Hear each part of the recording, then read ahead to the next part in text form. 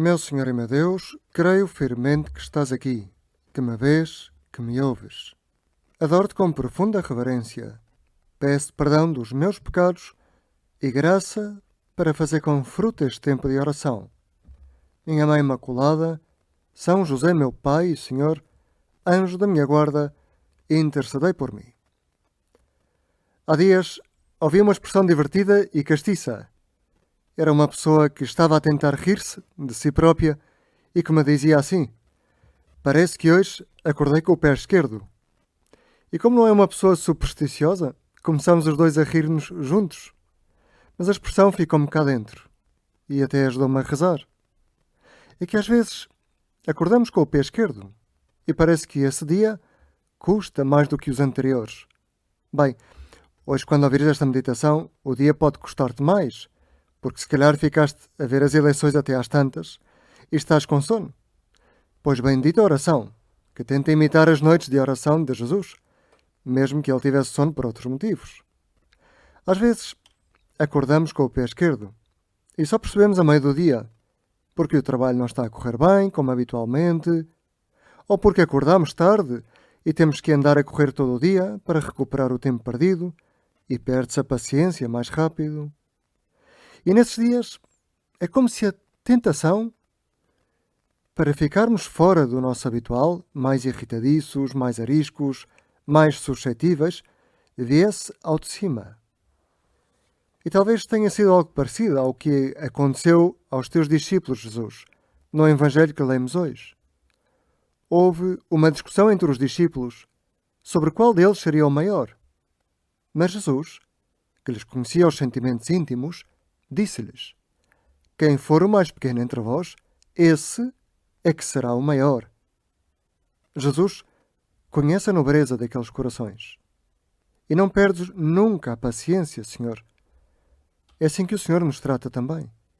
Com paciência. Mesmo que seja a 30ª vez que metemos o pé na argola, como os apóstolos também. É bom saber que tu és assim, Senhor. E com toda a serenidade, chamas os discípulos e dizes: isso assim não está bem.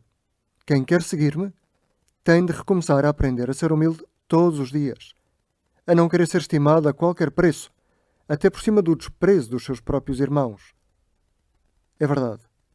Seguir Jesus requer um certo começar e recomeçar, e não basta acomodar-se a uma sorte de principiante, como diziam a semana passada aqui nos 10 minutos com Jesus. Mas afinal, porquê que os apóstolos tinham estas tentações que, parecem de crianças? É que são as crianças que dizem: eu sou melhor do que tu. É que a tentação, se não é combatida, pode cegar. Cada um deles queria tanto ser estimado pelos outros que já se iam esquecendo que ninguém, por muito respeitado que seja, pode ser feliz se os outros não quiserem estar a seu lado. Isto é o que faz a tentação também em nós. Por uns segundos, apaga todas as luzes da razão, como acontece num palco de teatro.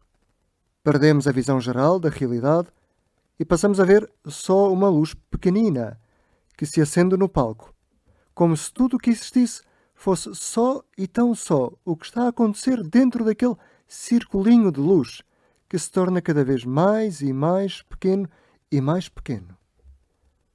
E isto é o que está a acontecer na alma dos discípulos hoje. Hoje foi o orgulho, mas quem sabe, no outro dia lhes aconteceu o mesmo que a nós também já sentimos. Por exemplo, a tentação do desânimo. É que desanimo quando volto a perder o tempo sem razão. É que desanimo pela dificuldade em vencer a preguiça. É que desanimo quando aquela pessoa volta a fazer aquela coisa que me desagrada. Senhor, tem paciência comigo, por favor. Eu estou a lutar. Se isso te acontece, e acontece-nos a todos, que saibas que as tentações não são más em si mesmas. São isso mesmo, tentações. Ainda não são decisões tomadas. Habitualmente, a tentação só desliga as luzes da razão por pouco tempo, até que a graça de Deus volta a acendê-las todas. Por isso mesmo, as tentações até podem ser uma ocasião de mostrarmos a Deus que o amamos, que preferimos a luz. O importante é teres luz em ti. Por isso luta. tens que lutar contra a escuridão. E pensa agora na presença de Deus.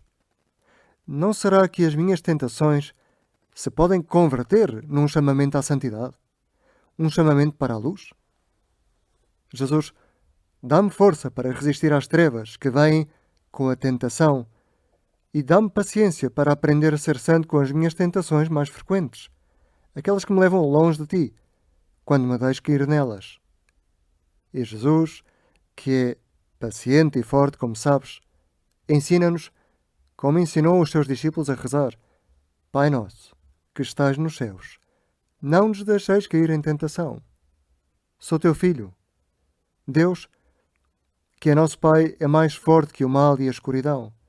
Ele mesmo, Jesus, disse: Eu sou a luz do mundo. E Ele está empenhado em ajudar-te, se tu lhe deixas. Abre o teu coração. Nenhuma tentação, por mais forte que pareça, é tão forte como a graça que Jesus nos dá. É São Paulo que diz: Deus é fiel e não permitirá que sejais tentados acima das vossas forças, mas, com a tentação, vos dará os meios de sair dela e a força para a suportar. Por isso, há sempre esperança e não há razão para desanimar. A tentação pode durar mais ou menos, mas Deus não permite que sejamos tentados acima do que podemos aguentar. Hoje estamos a celebrar na Igreja um santo muito importante, São Vicente de Paulo. Talvez já tenhas ouvido falar dele. E ele tem uma história de esperança, de alguém que soube sempre confiar em Deus no meio de muitas dificuldades. E São Vicente, a verdade é que não lhe faltaram dificuldades. Ele era o terceiro filho nascido de camponeses em 1581. E na sua terra há um advogado que se dá conta de que aquele rapaz é muito esperto e paga-lhe todos os estudos. Ele chega até a ir estudar para Toulouse, para a universidade, e estudar teologia. E quando tem apenas, imagina, 19 anos, é ordenado sacerdote, mas continua a estudar ainda na universidade por mais 4 anos. Até que começa a ser pároco. Naquele primeiro ano, acontece-lhe uma grande tragédia, uma grande dificuldade. O seu pai morre. Além da dor que isso representou para toda a família, ele também começa a ter dificuldades económicas grandes, porque o pai já não o pode ajudar. E as esmolas que recebe na sua paróquia não dão para ele se sustentar. Até que há uma viúva que gosta das suas homilias e sabe que ele é pobre, deixa-lhe em herança uma propriedade na outra ponta de França, em Marselha. Pois quando ele recebe essa herança, decide fazer uma viagem até à nova propriedade. E vai de barco e quando volta desde Marselha para Narbona. Mas naquela viagem, mais uma dificuldade. Há um navio turco inimigo que está por ali a passar e que mata quase todas as pessoas daquele barco. Mas São Vicente consegue ficar vivo.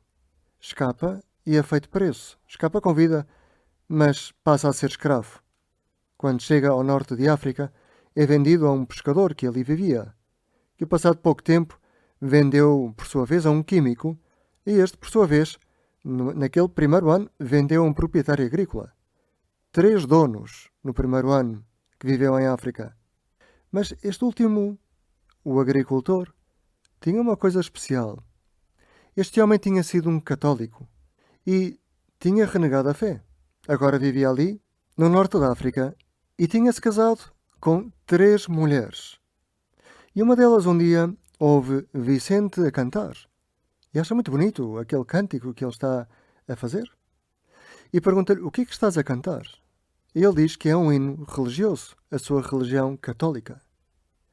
E essa mulher, apesar de não ter a mesma fé, vai ter com o marido e diz-lhe que Vicente estava a cantar aqueles hinos e que lhe explicou que ele já tinha sido católico antes na sua vida.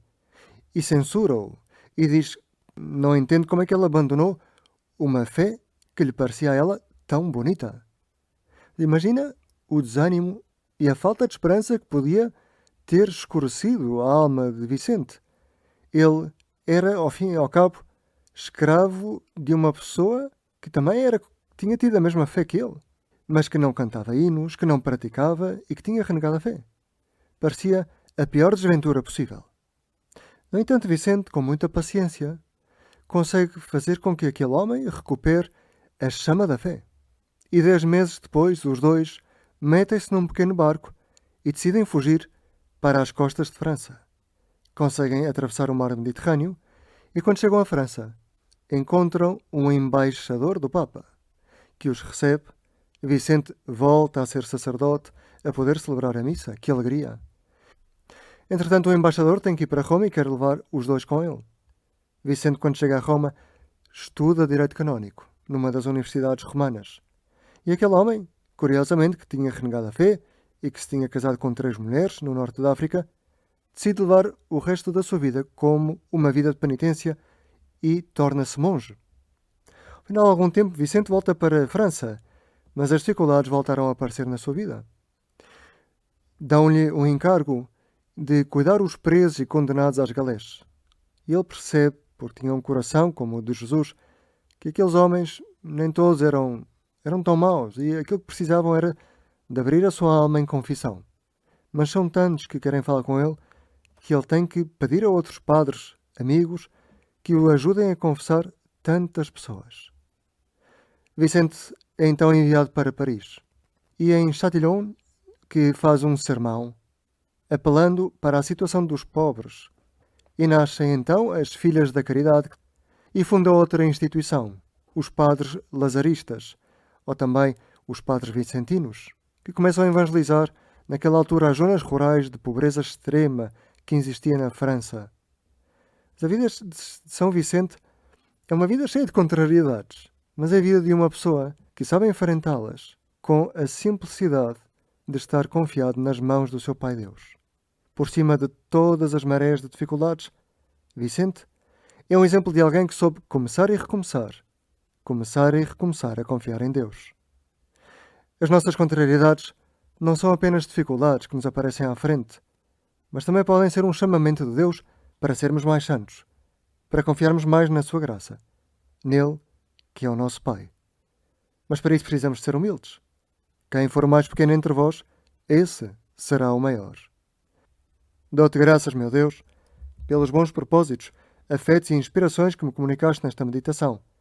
Peço ajuda para os pôr em prática. Minha Mãe Imaculada, São José, meu Pai e Senhor, anjo da minha guarda, intercedei por mim.